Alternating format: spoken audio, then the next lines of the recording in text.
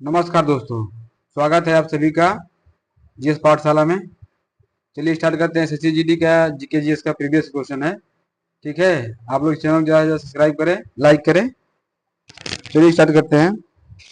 पहला क्वेश्चन दिया है कि निम्नलिखित में से कौन सी हिमालय प्रदेश की एक अनूठी नृत्य परंपरा है।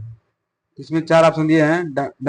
डंडारी, दूसरा दिया है चेरावत, तीसरा दिया है बिहू, चौथा दिया है नाटी। नाटी, ठीक। इसका सही आंसर हो जाएगा नाटी। ठीक है। क्वेश्चन नंबर दूसरा है, भारत में मौर्य साम्राज्य की स्थापना 322 ईसा पूर्व में हुई थी और इसकी राजधानी पाटलिपुत्र थी, जब जिसे अब नाम से जाना जाता है, तो इसको पटना नाम से जाना जाता है। ऑप्शन इसका पहला सही है। क्वेश्चन नंबर तीसरा है, वित्त मंत्री सीतारमण अब चार अब तक 4 केंद्रीय बजट पेश कर चुकी हैं। यह उपलब्धि हासिल करने वाली पहली महिला बनी है। ठीक है, इसका पहली पहली महिला होगा। ऑप्शन ए सही है। ठीक।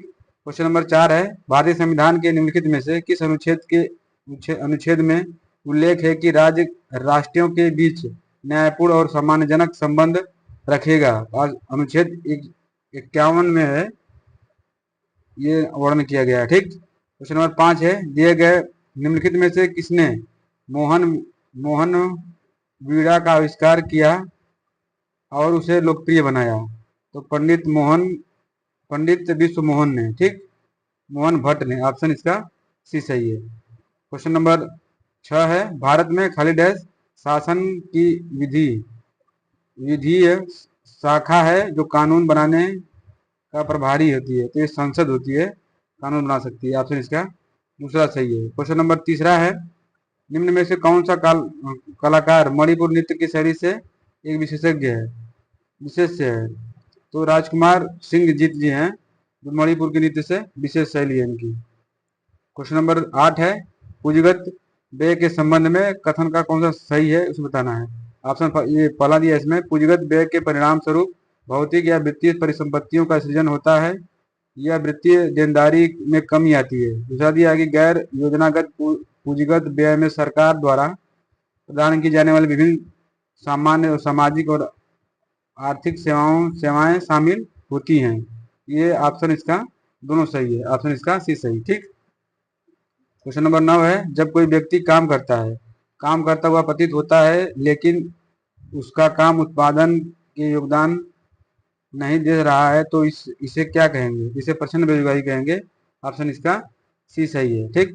क्वेश्चन नंबर 10 है, एक कबड्डी मैच की अवधि कितने मिनट की होती है ब्रेक टाइम को छोड़कर। तो इसका 40 मिनट की अवधि होती है। ऑप्शन इसका डी सही है। क्वेश्चन नंबर 11 है, 1991 की जनगणना के अनुसार भारत में कुल ग्रामीण साक्षरता कितनी दर थी। तो 12.1% ग्रामीण साक्षरता थी 1991 में। ठीक। ऑप्शन 12 है, NEIR का पूर्ण पूछा है, तो नेशनल स्पोर्ट इंश्योरेंस अकाउंट होगा। ऑप्शन इसका डी सही है। ठीक। क्वेश्चन नंबर 13 है, भारत में रोलेट एक्ट किस वर्ष पारित किया गया था। तो 1919 में रोलेट एक्ट पारित किया गया था। इसका दूसरा सही है। बैसाखी त्यौहार ऑप्शन 14। क्वेश्चन नंबर 14 है, बैसाखी त्यौहार भारत के निम्नलिखित में से किस राज्य में मनाया जाता है। तो बैसाखी त्यौहार भारत के पंजाब राज्य में मनाया जाता है फसल की कटाई के समय। ठीक, गेहूं के। क्वेश्चन नंबर 15 है, नंदनी कृषक समृद्धि योजना 2023 निम्नलिखित में से संबंधित है।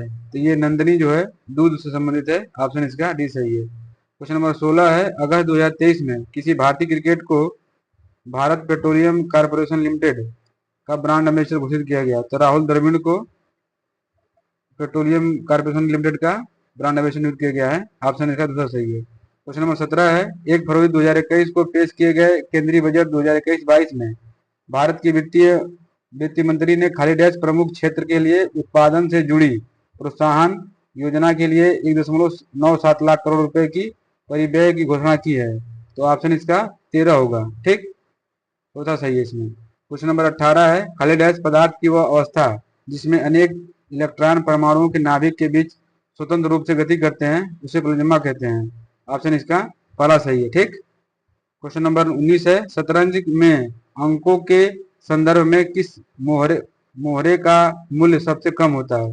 तो राजा का मूल्य इसमें सबसे कम होता है।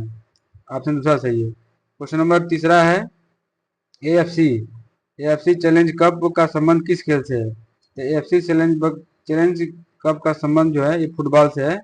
ऑप्शन इसका दूसरा सही है। ठीक है, तो धन्यवाद।